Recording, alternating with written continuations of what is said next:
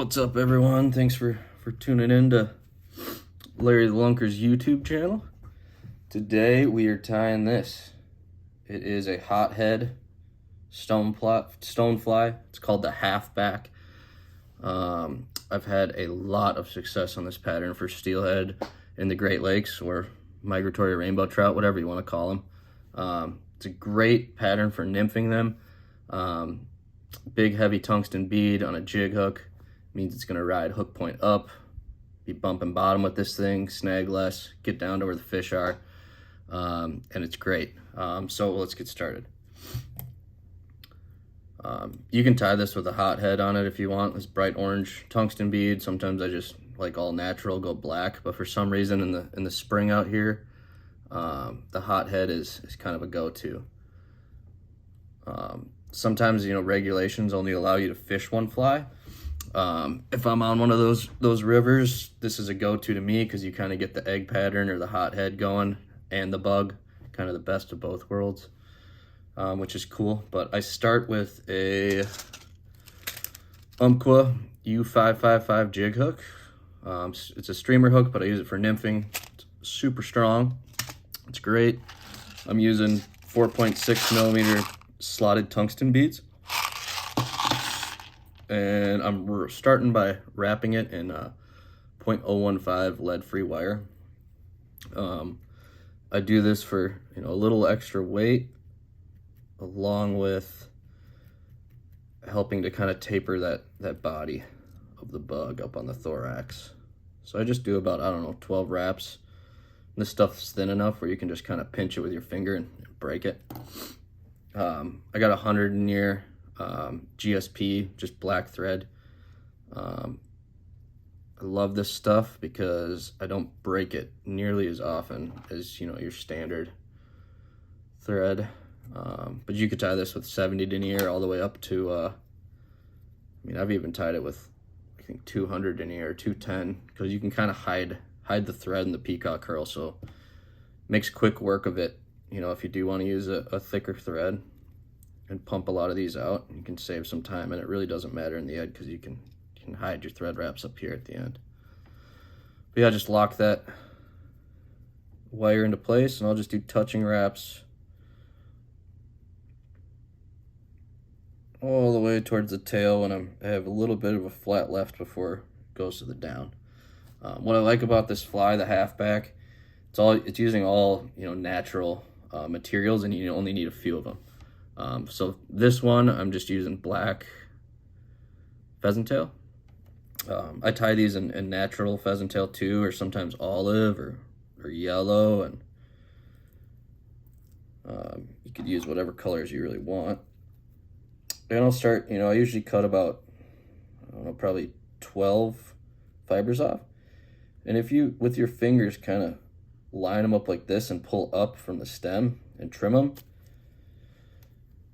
you're kind of guaranteed to get them lined up right, you know, for your tail. And I'll just tie this in here. 1, 2, 3 wraps. Got the right amount of length that I want there. And I'll take this excess and just do 2 wraps to hold that back.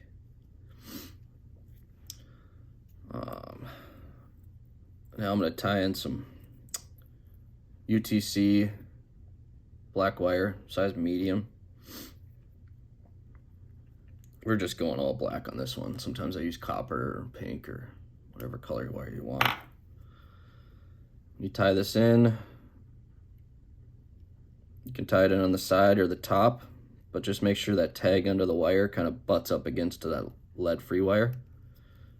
Just helps fill in that body on the lower part a little better. And you can almost see it's very slight, but I kind of have a little bit of a taper going. All right, next we're gonna use a little hackle. I like the dry neck chunks. Let's talk a bit about hackle selection when you're doing this fly. So we're basically doing 2 stages here. So I'm gonna have to use 2 different pieces of hackle. For the first one, I usually start, you know, pretty small or pretty thin. about like that. And that's going to help, you know, starting small and then taper, and I'll go into a bigger piece of hackle when I get up here for the thorax. And what I'll use for that is, you know, a little bit of a longer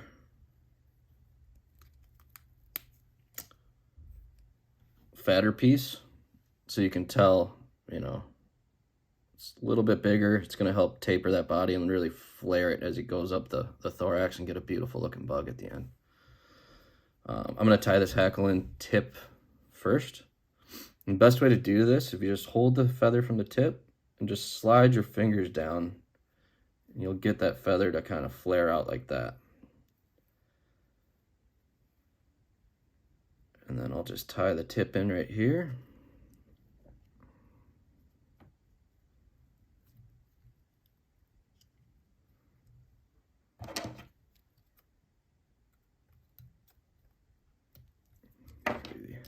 There we go.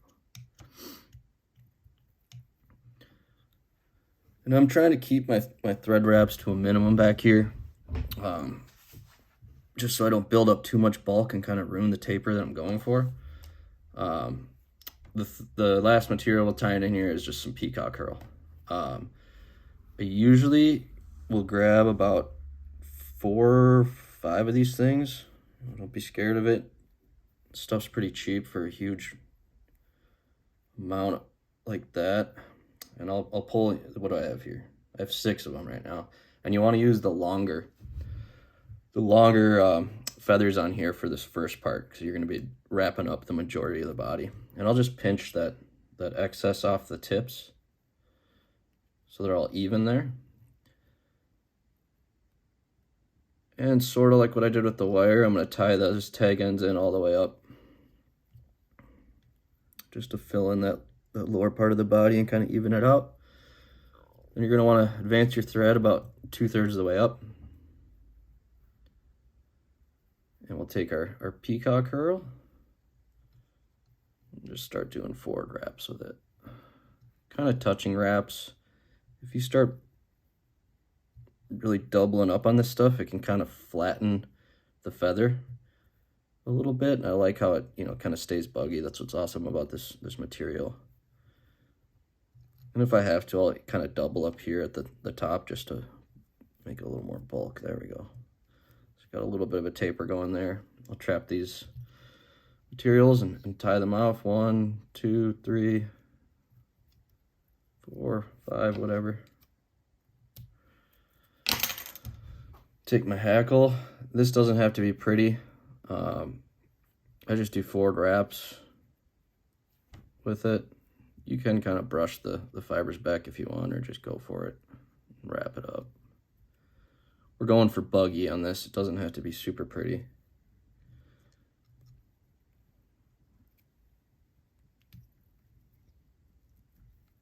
There we go.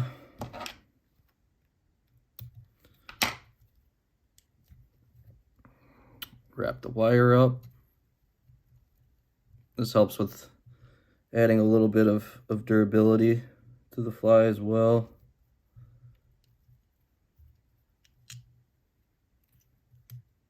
If you rock no wire, which I've done before, sometimes if this fly gets eaten a couple times, that steelhead's teeth will kind of tear your feather apart or off.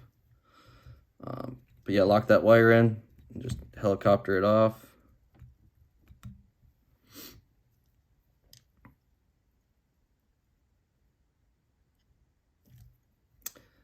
Now I'll take my fingers and kind of pull this hackle down. I'll take that excess pheasant tail from before and lay it over the top of the body. 1, 2. And just lock that in. That just gives it a really nice back over the top of that, hence halfback. And I'll just tie this excess up towards the bead just to fill in that thorax a little more. See how that kind of evens that out. I'll wrap back to right there. And we are going to tie in that second hackle feather that we took. And when I grab the tip and flare this out, I can kind of measure about the length of where I want to start. So about the same length as your first hackle. You want to start with the tip of that, so start about there. Tie that in.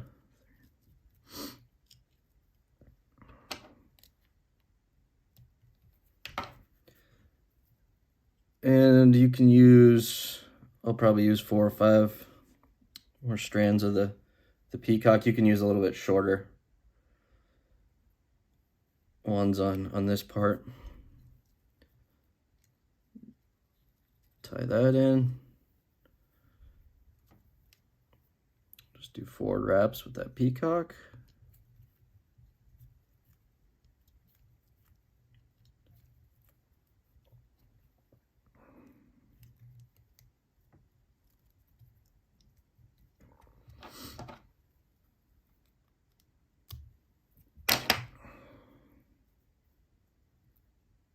In this hackle, again, just forward wraps. And when I get to the head, right up against that bead, I'll do at least probably 1.5 wraps around that. Just make it nice and even on the head there.